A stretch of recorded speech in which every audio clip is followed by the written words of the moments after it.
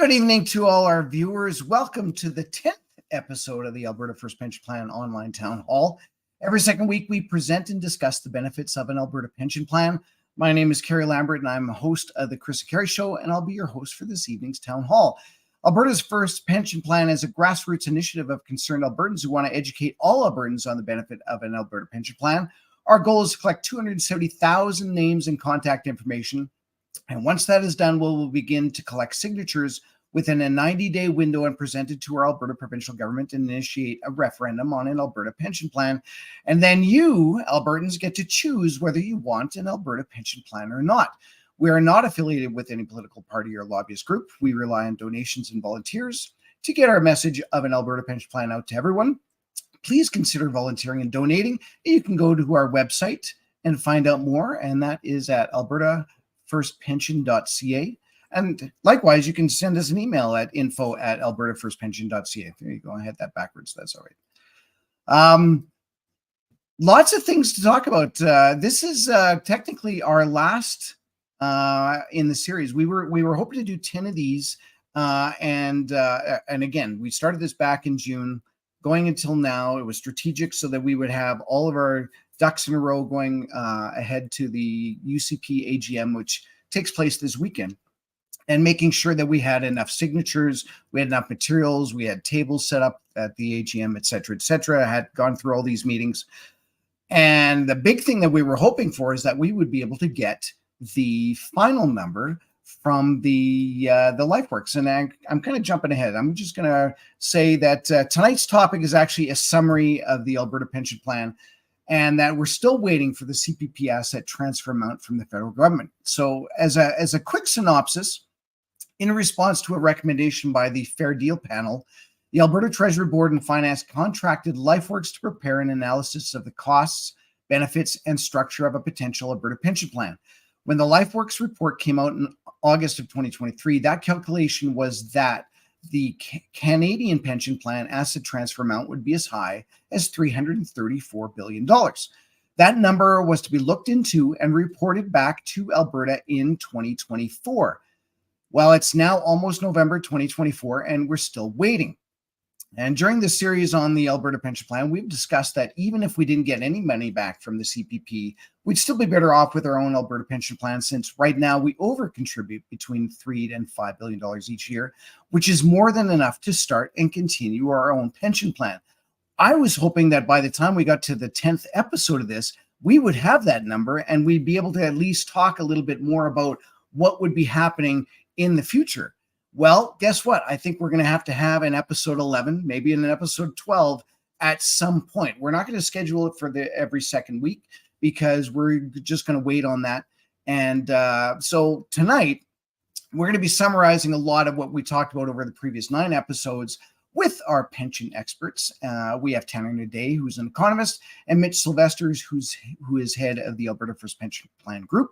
This is a live town hall, so we encourage you to ask questions and make comments throughout this presentation. Just put 3 question marks before your questions, so will be flagged. And if you can, share this episode, please. And with that, I'm going to bring on Tanner and Mitch. Good evening, gentlemen. Hey, hello, how are you? I'm doing well. I'm doing quite well. It's as I did my little pre-ramble, it's almost frustrating dealing with government stuff, isn't it? You're waiting for them to get back to us, and they just don't. Is that strategic, Mitch? Well, you know what? We actually knew that number was never coming out. Yes, yeah. And it's got to be closer to 365 billion now. You're right, because that was in 2023, August 2023. So seriously, I just think that number's never coming out because it's so big. They know full well that they're not going to give us that number. Everybody on this call and on this panel understands how big that number is and how important it is to Alberta. Yeah. So for sure, they're not going to send us that number, because then after that, it becomes an absolute. It is a slam dunk no brainer, anyways. But once that's in play, it's going to really be that. Yeah. And again, just to kind of paraphrase some of the summary of the episodes that we've done, just so that people have an idea. again, we've been doing this since June 25th. So we're into week number, well, essentially 10 episodes. So week number 18, I guess, is what it is that we've done. So we've talked about what happens to my CPP contributions if Alberta stays in an Alberta pension plan. We've talked about the actual LifeWorks number. Maybe we can just briefly gloss through that again too. We've talked about, can we trust the government to get this done? We've talked about what are some of the other benefits of an Alberta pension plan other than just financial. We've talked about some of the comments and questions from around Alberta and Canada. We've looked into some social media posts, some video posts, and then essentially we even talked about our own donations, what we actually need to get this thing done. We're going to get into that a little bit more into there too. And again, we finalized the last couple episodes was on what the media has been portraying us, as well as social media, to say that no, this will never happen. Just why don't you get it over with? Pull the plug on it. This is not going to happen. And so we've gone through a lot of territory, and again, for our viewers that maybe have just kind of shown up in the last couple episodes, I do encourage you to go and watch the series right from the get-go. At least it's a logical progression with questions that we've seen people ask at the meetings that we have had all through this entire year. We've had Mitch has done probably 70 or 80 meetings, if not more. I know Tanner's probably at least done 50. And I've done probably a good 20 anyways, all across the province. So it's not like we're just making these numbers up and talking about it in a bubble. We're talking to Albertans. We're getting information sent to us via the website. And again, I just want to reiterate some of the stuff on the website too. Even though this is technically the last on-air town hall that we're doing, at least until we get this number, this website will be updated constantly. So there's still lots of stuff that's on here. We have, again, if you haven't signed up, please sign up, or at least send a message to your friends, your family, to just click on the sign up now. Go to albertafirstpension.ca and go and click on that. We have tons of links on here, and all this material is great. You could actually go through this, and this is the link to the Alberta government website on the Alberta Pension Plan to go through a lot of this stuff. We've got links on all the reports. We've got stuff that's shown up in the news. This will be updated as well. But the other thing I do want to point out to people is that anybody that's watching and whether or not you agree or not, I'm assuming most people that are watching do agree, you can always be our own advocates or your very own advocate for an Alberta First Pension Plan. We have a whole section on printouts here, and you can go and you can get the sign-up form on your own. You can print out more handouts here. We've got another one that we just worked on. These are the ones that are going to be handing out at the UCP AGM. Lots of materials on this, and I know Tanner's even done up one of these. Maybe we'll even touch on some of this. The Alberta Pension Plan that Tanner did up, APP versus CPP, and again, lots of other materials. And I really do want to stress that is a great resource for anybody to come and take a look at, and to be able to. Again, to show what amount of work that we've been putting into to educate Albertans on this. And one of the reasons why is because we have not received a dime from the Alberta government in order to do this. Mitch, is there any reason why we have not received any money from the government in order to do this? Well, they spent millions of dollars trying to get this started. Yes. None of it came our way. Yeah. I think I can answer that. Why I really don't think that the federal government wants this to go. Yeah. I really believe that there may have been some conversations. I'm not sure of that, but I'm sure that there's conversations between the provincial and the federal government that right now they would like to delay this till after the federal election to see if Poilievre gets in. Yeah. In my mind, I think that Mr. Poilievre doesn't want this. I don't think his position is any different than Mr. Trudeau's position. I don't think he wants Alberta to have a $335 billion asset. So, I mean, he's the government. He would be the leader of the country, not the leader of Alberta. Yeah. So that begs to, why is our government not pushing harder for it? Well, I can't answer that, but I can say that they haven't helped us. Yeah. Just saying, they've allowed us to do it. Not that we need permission, but because we think it's a good deal. But the whole thing is that they haven't helped us. They want us to raise our own money. They want us to do all that, which we've been managed to do, but we've been on a shoestring budget. There's no question about that. So, Mitch, I'm going to ask you. So, we started off with a budget. I'm going to say between $20,000 and $30,000. I don't know exactly what the number was, but we have about that same number of people signed up. So, let's say it's about $1 per contact, and in the end, right? So it equates that if it was $30,000, we have about 30,000 contact information. So using that and extrapolating that, we need roughly $270,000 more to reach another 270,000 people. Well, yes and no. Okay. I think if we got that money all at once, half of that would probably do it. Yes. But if we're going to spread it out over a year or two, we have monthly expenses, and so that we could eliminate if we got that money at once. I think we're working on about, I don't know, 30 or 40 cents, 50 cents a signature, basically, is what we're talking about. Yeah. Well, that's and when you look at that, this is like any kind of political movement, right? There's the education part involved. There's getting the word out and then getting people involved, right? And we've been trying to do this right from the get-go, and Tanner's been instrumental in terms of getting out and doing the meetings. He's been doing meetings that aren't officially under the Pension Alberta or a pension plan umbrella as well. Tanner, did you want to mention any of those? Or oh, sure, yeah, like even independent meetings that I speak at or town halls, people will often talk about what does Alberta need to do, or ask what does Alberta need to do, or other provinces by and large, to encourage more freedom apart from the federal government. And we always talk about the pension is a good start, or it's at least it's a constituent branch of becoming more independent.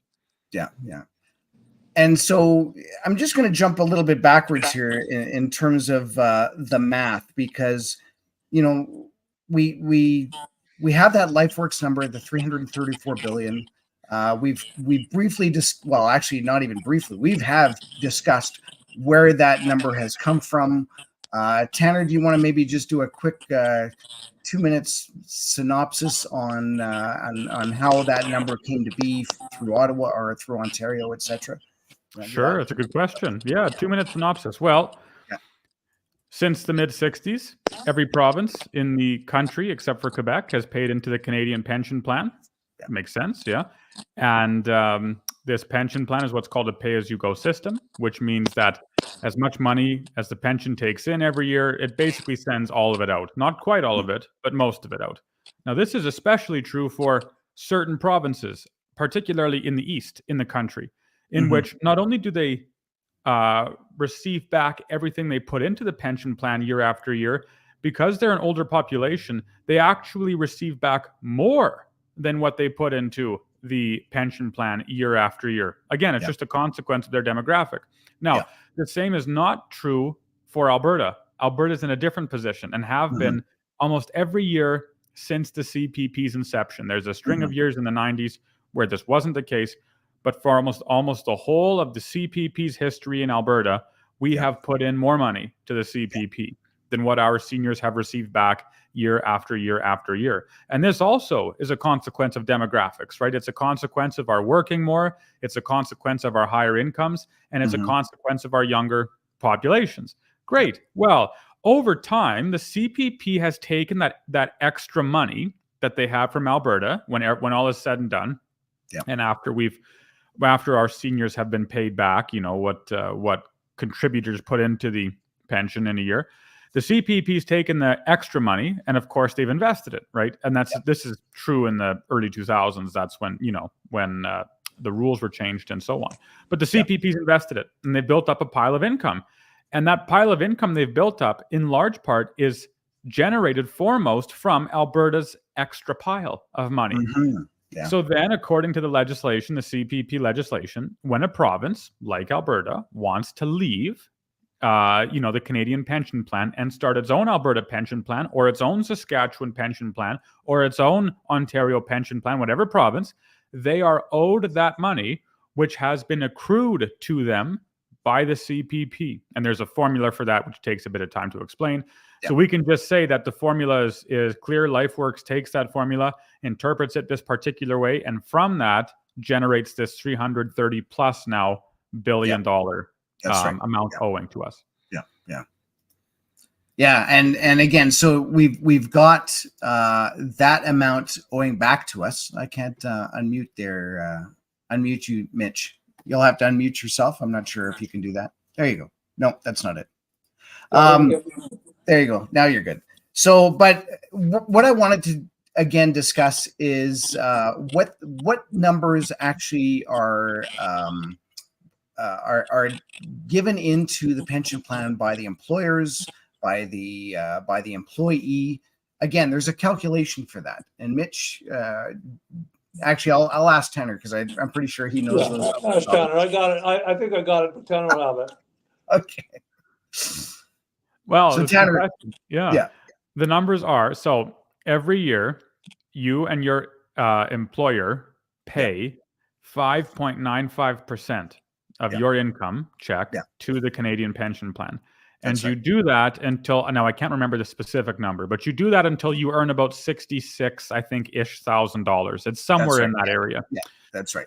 And then after that, you and your employer, once you've passed that 66,000-ish threshold, you and your employer pay 4% each of your income check to the Canadian Pension Plan until you reach an income of like $74,000, $73,000 ish. Yeah. And so that happens, year after year after year after year as you work. And again, that builds up in the Canadian Pension Plan, right?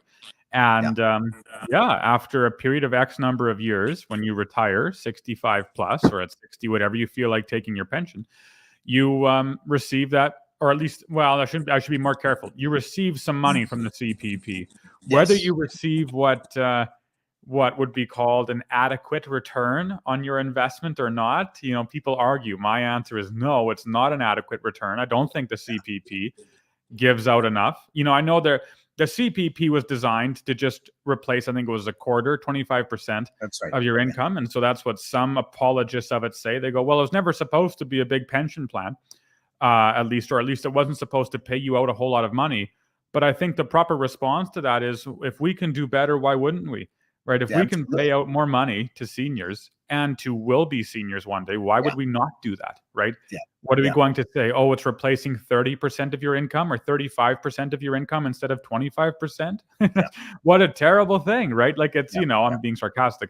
If there's any media watching. But anyways, yes. And so that's the calculation. It's about just under 12% between you and your employer. Pay it to the CPP from your income. Do that for 40 years. And then when you retire, you get some money back. That's right. So, and again, basically works out to be, let's say, about $7,500 a year goes towards your CPP times, 40 years if you're doing that. Right. So look, again, we kind of just base it on the number of it. It's about a pool, if you want to call it a pool, but we know it's not a pool, about $300,000. Yeah. Right. That's kind of the way the math works on that. And that goes in for anybody that's contributing to it. And then they can withdraw, like you said, when they're 60, when they're 65, when they're 70, and it ramps up that way. We have those charts up on our website as well. But what I want to get to is, again, this is the way it's been through, the dawn of the CPP, right? Since 1966, 67, we've always done it this way. And now we have the opportunity to change that. And not only that, but according to the LifeWorks report, we can even save $1,425 per individual and $1,425 for the employer, right? And I was looking at this again today, just kind of wrapping my head around, how much, if you had an extra $1,500 a year that you could do, what would you do with it? Well, you could invest it. You could go buy something material and then have it break after 5 years. And so you've kind of thrown that money away. I think that would be me. But a lot of this stuff, when you look at it from an employer point of view, right? Mitch, how many employees do you have, Mitch? A dozen. A dozen? Okay, I was going to say 20, but let's just say that. So even at a dozen, and it's 1,500, you could save 18 grand a year. Oh, yeah, a year. So a month would be better, but right? A year, yes, absolutely. That's a nice holiday. You are just a small business owner, right? That's what right. about these corporations that have hundreds if employees, not thousands of employers or employees? Yeah. Why would you think that they would not be so compelled to just say, you know what, I'm more than willing to donate 20 grand to get this thing done? Because in the end, wouldn't it be better for them to do that? Oh, absolutely. This is the only thing really that if you put money into it, you'll get real money back. And not only that, every month, and for your kids and your grandkids, and for everybody involved. Like, I mean, and once it's here, it's here. Yeah. And if you start trying to add the interest onto, I mean, we're contributing $9 billion a year. Plus, if we have an asset pool of, say, a quarter of $1 trillion, so $250 billion. Yeah. That's going to be producing $25 to $30 billion a year in interest as well. Yeah. Forever. So yeah, it'll allow you to be wealthier. It'll allow everybody to be wealthier. The old people. It would be better for business if old people had more money to spend. Yeah. Like there's no negatives to it that I can see. No. Well, and all through this the economy of Alberta, no question about it. Yeah, all through this series, we've been talking about the pros, and you really have to think about what the con of doing this. And we have addressed the elephant in the room about this was that we cannot let the Alberta government take control of this. It has to come in and be at arm's length from the Alberta government in order for this to work.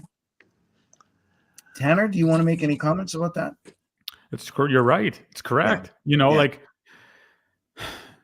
no matter what government's in power, you have to be independent of it. We don't want government investing on our behalf, right? Because government's objectives are not our objectives, insofar as their objective is not to make money, which is what the objective of a pension is.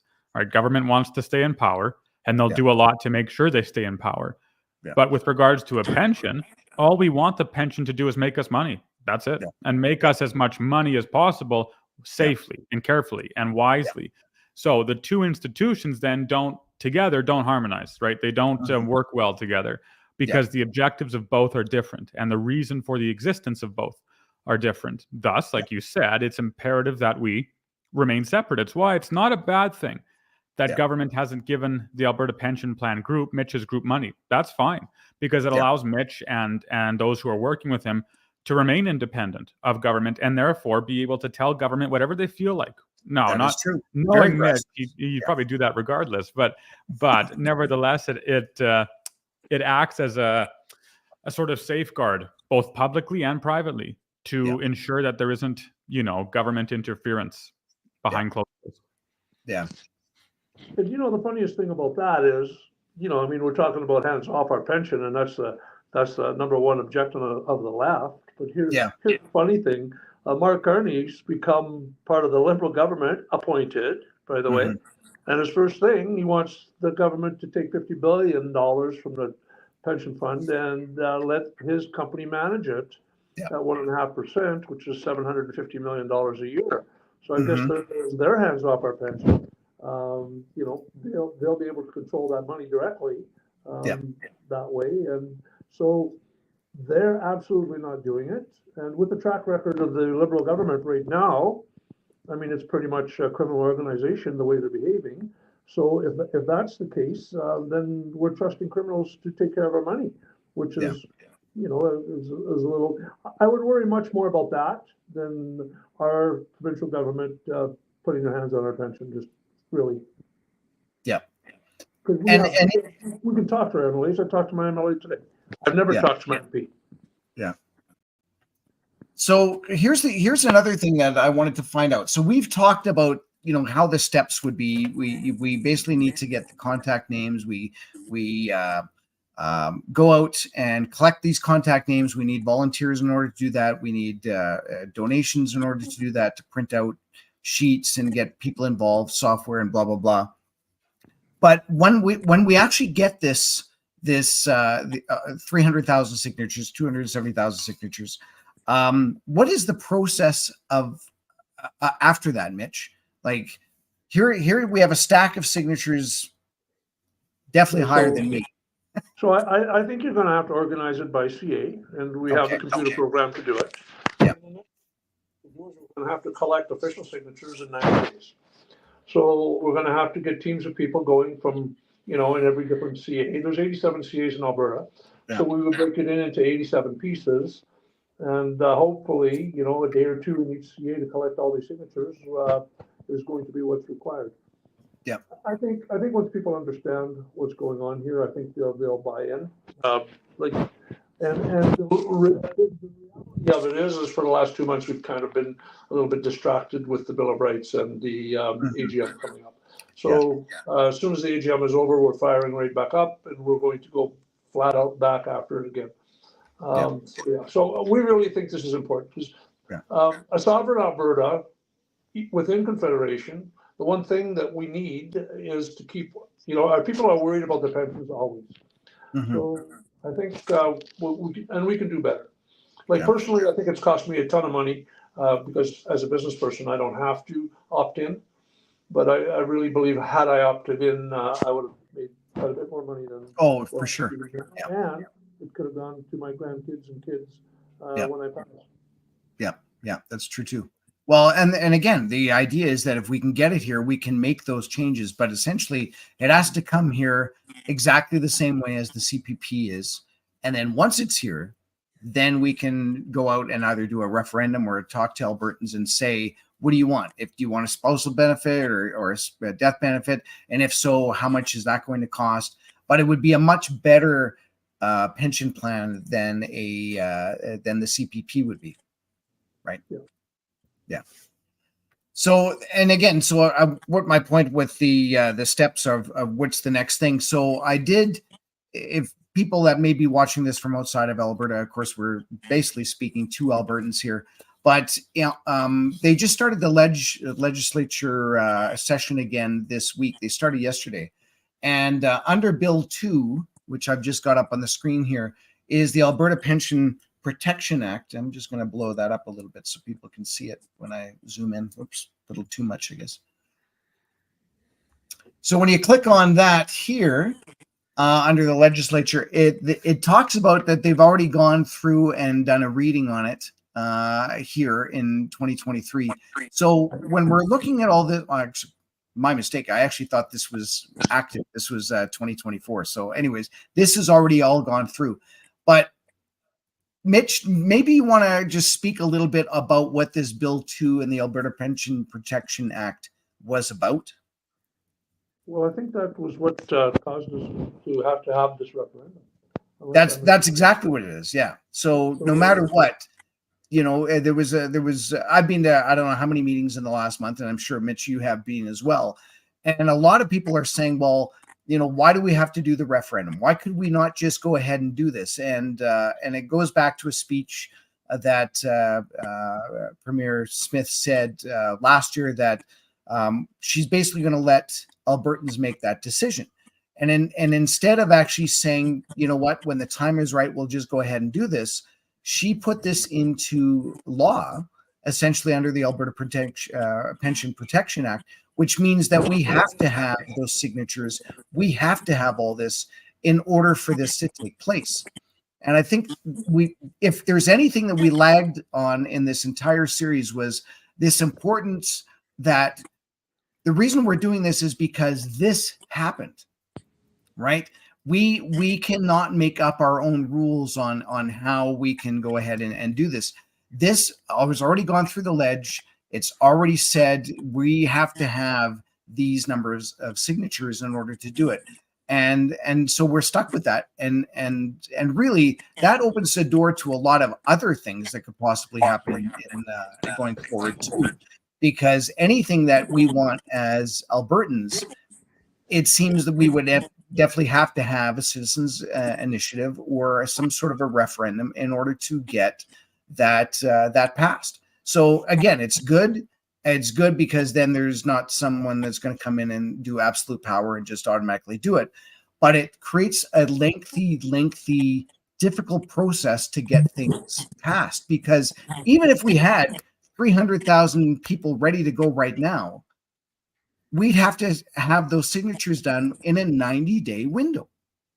So even if we were ready right now, this thing still wouldn't be put on Danielle's desk probably until the end of January. Right. So this is definitely, it's a long game. It's something that's going to take a little while to do. And I'm glad you touched on that, Mitch, that we've been focused on a couple of other different projects, including the Bill of Rights and what's happening with the AGM. I'm involved in another group as well. I know both of you guys are involved in different things as well. And I really want to commend you guys for being able to do that, because I've been on many calls, many meetings where I'm talking to people, and it's not like everybody has just one focus. I see the same people at different at the same meetings. I see the same people on the same Zoom calls, because we're all the leaders that are trying to get this stuff done. And I think, again, I'd like to acknowledge Mitch and Tanner and Vicky and Nicole, who are in the background doing what they do with everything else, planning the meetings. And I mean, it's such a small core group in order to do this. And a lot of people just assume that, well, they must have a big crew of 500, 6,000 people working for them. No, it's a small group, and but we're passionate about what we're doing, and that's kind of what we want, is to educate people and to pass that passion along, and let people know that yes, there is a better way for Alberta to continue. And this is one of the ways that we can do it, is by a first step of doing our own pension plan.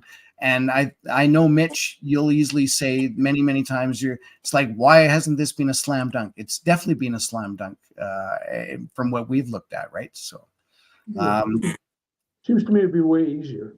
You're trying to give people more money. Yeah. It seems to me they'd be lining up to sign and get it moving. Yeah. So the Premier could repeal that. She could change that law. Yeah. So we don't want to take her completely off the hook. Yeah. Well, I know Tanner has to disappear. He's got other stuff to get done, because you are a busy guy too. Did you want to have any last comments before? Again, we'll definitely be doing this again. Once that number comes out, we're definitely going to have another one or two of these town halls again. But in the meantime, I know we're going to be doing meetings together. We're going to be talking about that a little bit later too. But is there anything that you want to maybe just leave our viewers with right now? I have nothing except to keep pushing government. Keep your foot to the floor, and don't let up. Don't give them an inch. Yeah, that's true. Just get her done. Well, thanks again, Tanner, for popping on. I'm going to stay on with Mitch for probably another 15, 20 minutes anyways. And but in the meantime, you have a great night, and talk to you later. Thanks. Great. Thanks a bunch. Okay. Right. So there's so many other things that I would like to talk about going to discuss what our position would be in terms of the benefits of a pension plan. We've covered a lot in 9 episodes. And again, I encourage anybody to go back and take a look at them. We're going to try and do transcripts on the episodes as well, and push that. So, Mitch, this weekend is the is the UCP AGM. And again, we've been kind of leading up to that in order to put pressure on the government to say, yes, we're going to go ahead and do this pension. Is there anything that, if anybody is going to the AGM, is there anything that you want to say in terms of like, well, we've set up a table, or we're going to be making speeches, or is there anything going on? Well, we may not be doing speeches because there's so much going on, and there's so much. It's become very difficult to get somebody to speak at the AGM if it's not to do with with governance or policy. So, and that's a big job. I think there's going to be 55 or 60 resolutions that they're going to try to pass there. Basically in a half. So, and they have to be debated. So that's a problem. But what we're going to do is we will have a table there. We're going to have cards for everybody when they walk in the door, cards so that they can link up with us and do some investigating and go to our website. There'll be people there that will be very fluent in the conversation, and if you want to ask questions, they'll be able to answer them. I'll be there. For the whole We can't really hear you all that well, Mitch. I'm not sure if your microphone is. Sorry. Can you hear me now? Now we can. Yeah. Is that better? Sorry. So Oh, sorry. There you go. All right, so we're back. So what I'm saying is that at the AGM we'll have a table, and we're going to have cards for everybody, and everybody there is going to be fluent in pension talk. So you'll be able to ask questions, and they'll be answered. We've got some very there's not very many of us, but we're pretty good at what we do. We understand it pretty well. Yeah. And again, this is a nonpartisan thing. This is great for all Albertans, whether or not. So we're at the UCP AGM, but if we could get to the NDP AGM, I know they don't officially have an AGM, we would be there as well, because it's important to have this conversation with everybody so that everybody realizes the benefits of an Alberta pension plan. You know what? I don't understand how there could be any opposition to this at all. I mean, it's the propaganda that the federal government gives us. Well, I understand why they oppose it. They just don't want to lose control of that much money, which is totally understandable from their perspective. But as far as we're concerned, as Albertans, both sides of the fence, who doesn't want more money? And a better lifestyle and more secure pension? I mean, I'm sure the federal government pension is secure because they print money. But what if they don't want to use it for that? No, that's true. So if they can stick it in their own bank accounts, for example. You're right. All right. Right. We don't have a lot of questions, but if anybody does have questions, please do put them in the comments. I'm going to do that. Michael says, what if some Albertans don't want to be part of an Alberta pension? Can they stay in the CPP? Do you know what? I've really been through this. You've mentioned I've done a lot of town halls and I've done a lot of meetings. I would really like to give the Albertans an opportunity, one chance to opt out. That's right. And the reason for that is that it would force them to actually look at the numbers. And that's the reason. I'm positive that once you looked at the numbers and once you understood what was going on, you would have the option to opt out or opt in. And then you could make the choice yourself, which I'm all about democracy, so I'd be all about that. Your portion of the $335 billion can stay in the CPP, and you could collect CPP for the rest of your life, no matter where you lived. And if you wanted more money, then you could collect Alberta pension no matter where you lived. But only if you've worked here, of course. And then it would be hinging on how many years you work here and all the rest of the formula. But I think an opt-out would be marvelous. It solves lots of problems. It puts the onus on you. Then you don't feel forced, which is also good. I think an opt-out would be a fantastic idea. And actually, I would push it at the government level, given the opportunity. I agree with you on all of those. The danger would be, and this is just because I've been involved in a couple of different sort of situations where, let's just say employee A goes into the APP, employee B doesn't. 2 years down the road, they have a conversation about their pension plan, just because that water cooler talk, and they find out that the APP is now making like twice as much, and their benefits will be an extra $100 or $200 more at the end of retirement. that I think employee B would be totally pissed off. Well, Yeah. Can't hear you again, Mitch. Sorry. Yeah. Choices in life, and some of them cost you money. That I made that decision 40, 50 years ago, and it's cost me a ton of money.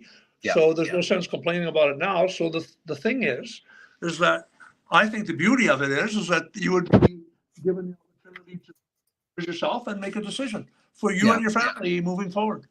Yeah. And I would really, really like to have input on what they do with the pension plan. Like I'd really like to understand, or people to understand that we could make this so much better. Yes. Like No, we could I do agree. really, especially for young people that are moving in, and at the cost of everything, the way things are going, I think more money is going to be good. More money is always good, but in this case, for older people, it would be superb. Yeah. Rick just has a blanket statement that says, let's see the numbers. So I'm not sure whether or not he's looking at the LifeWorks numbers, what his actual number would be in the end. Like, is it going to be, I can actually get an extra $100 more a month? Because really that's kind of what it would end up being, right? $1,400 a year is what we would be at least through the LifeWorks report. And again, through the LifeWorks report, I'll just, it's a really long address, but if you go to this page instead, it's the albertapensionplan.ca. I'll throw that up on the banner here just in case you want to write anything down. Right there, albertapensionplan.ca. You can go there. And if you scroll down right into here, you can actually see the report. And you can go to the full report. And then you can actually go through the LifeWorks report, and it does specify. And again, we've done a webinar on, or a town hall on this initially, and what the summary is, what the synopsis is, why would we do this? This is how the money actually works out, and it's pretty detailed in there, and it really just comes down to. Again, this will not be one of those cookie cutter sort of situations where everyone would end up getting the maximum amount, right? And it's almost designed so that almost nobody gets the maximum amount. But the amount of money that you put in, there is a certain number, and that average right now seems to be about $750, maybe shy of $800 per month when you retire. We want to make that number much, much higher. It would be great if we could get it to 1,000, if not more. And it really just depends on how much money is being invested, and where that money is being invested.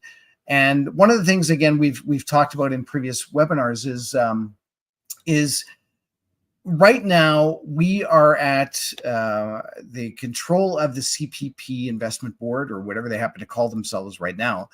And they are determining where they're investing, and if there's any other situations that deal with what they invest in. So maybe they've got some sort of a DEI requirement, or ESG credits or scores or anything like that in order to actually make this.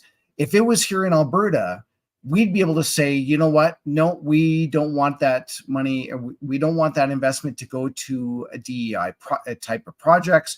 Maybe we don't even want it to go into heavily funded Alberta projects, because that's another thing too, is that the danger, if it is in Alberta, we could say, you know what, we're going to fund all of our Alberta projects, which I think would be great. But other people may say, no, we need to diversify. And I know if Tanner was online, the whole point of doing a pension plan is to maximize the amount of money that you can make.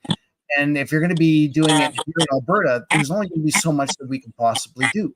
So it would be good to get into various countries and different projects around the world, and then being invested. So, especially with that amount of money. With that amount, that is so much money. It's ridiculous, to be quite honest. Really, it is, yeah. And it's no wonder that the federal government wants to keep it all to themselves. If you want to put it in perspective, the province of Alberta has $25 billion right now. Yes, you're right. Yeah.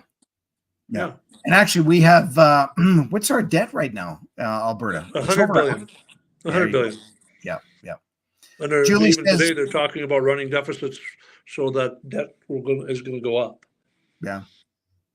Julie says we pay into it, so it should be our decision what to do with our retirement money. I agree that we should at least have some say into it. Absolutely. Yeah, I agree. Yeah. Chris asks, do we not need our own provincial tax department for an APP? Premier Smith has stated she does not want a provincial tax department as it will cost $1.5 billion to set up. That is a whole other conversation that we are going to be probably talking about tomorrow on an Alberta Prosperity Project webinar, if anybody wants to chime in on that. Or we're going to try and keep this conversation just to pension on this, but there's a lot when there's government, there's a lot of other moving cogs in the wheel. And so the question of, do we not need our own provincial tax department for an APP? We don't, but would certainly make things easier. But imagine the benefits to that. Yeah. Yeah. Imagine collecting all our own taxes like Quebec does. Yeah. So then, you can basically, you're getting charged a certain amount, but it would be much easier for our healthcare if we didn't have to send all that money over there and then they send the money back. And in the meantime, they blackmail us with it and saying, if you don't do this, then you aren't going to get your healthcare money. And that's legit. That just recently happened. Yeah. So what I'm saying is that, and also you collect your own EI. We overcontribute by $1 billion a year on EI. There's lots going on there that we could make ourselves richer. Absolutely, no question. And just and employ people and contribute to the economy of the province. The other thing that could happen here is $1.5 billion is not a big chunk of $335 billion. No, that's right too. And that's all it is just to set it up. It's a one-time payment, right? And how much would it cost to actually run that per year? I don't know, maybe 100 million. I'm not even sure what the actual number would be, but yes, it costs a lot to set something up, but once it's set up, then it's okay. And don't forget, right at the beginning, when we were talking about this, the summary of this whole pension plan thing, we do over contribute $3 to $5 billion a year. So with that over contribution, we have that 1.5 billion to set it up. So little FYI. Yeah. And FYI, it costs $4.5 billion to run a Canada pension right now. A year. Yeah. And half of that is our money. That's right. Yeah. So you can do the math on that. So there you go. Yeah. So that's $2 billion. $2 billion. We could still do our own taxes. We could probably do some more healthcare stuff just with the money that we save. Anyways, that's a whole, again, other conversation. But you can see how pension is a good first step into doing all of this stuff on our own. And that's kind of why I got involved, because to me, having conversations with Mitch and others, it really was like, we should be able to hit this ball right out of the park. And it should happen, and it could happen fairly quickly. And it's just not right now. And that's not for lack of trying. I think that's just, we need to get the education portion bigger. And like we said, once the AGM is done and we've got some more time, we are going to be going out and doing meetings again, and getting the word out in different ways. But this series, I'm really happy with the way it turned out. Thanks, Mitch, for joining us on this as well. And again, once we get that number back from LifeWorks, we're going to be doing this again. And that'll be an interesting episode to see exactly what we would end up doing with that. So could you imagine if they said, "Okay, we'll give you $350 billion to the province of Alberta"? That would be a pretty exciting event. That would be a good evening. That would be a good Zoom. Oh, yes, absolutely would. Any last things that you want to say right now, Mitch? Obviously, this will not be your final words because we will be back and doing this again. But anything you want to just leave our viewers with right now? I think if you're interested in Canada Pension, you can help us out in lots of ways. You can help us by volunteering. You can help us by donating. You can help us by showing up at meetings and bringing people to meetings. I think that's basically what it's going to take. And once you understand, by talking to your neighbors and friends and getting them pumped on the fact that we can make more money with our own pension. Yeah, that's true. So once again, if you want to find out more, please go check out our website, albertafirstpension.ca. Lots of material there, lots of things to print out. By all means, print it out, take a look at it, and if you agree with it or whatever, pass it on to your neighbor, pass it on to family and friends. It doesn't take much to actually go and talk to your neighbors about this, or maybe even just print off a couple of the cards and stuff it in their mailboxes. That would certainly help us out, because then it saves us on copy. I know it costs you, but if everybody was able to, at least, if you can't donate, you can't donate $50 or whatever, then go out and do $5 in printing, and then help us out that way. And we don't even need to know about it. We just know that the numbers will come in because people will be signing up for us. Again, just by going right to the website and going right on to the sign up here. Just click on there. Really easy, and then we will get back to you once we've got the numbers that we want. So I think that's kind of all I wanted to say on this episode. So, and share. Julie says, and share. Yes, thank you very much. Yes, good. So with that, I think we'll wrap it up. And so that's the end of the series, the end of the 10 episodes. But as soon as we get the number, we will be sending out our social media. And likewise, the other thing I do want to say is that on our website, we do have links to social media. Right near the bottom, we are on various things. We're on Facebook, we're on Instagram, TikTok, X, YouTube, etc. And as this movement grows, we'll be expanding even where you can go and get lots of different information on all this stuff. So there you go. And with that, I'm now going to say good night, and you guys have an amazing rest of your week. And if you're around at the AGM, please do come and say hi. I'm going to be bouncing around in a bunch of different tables.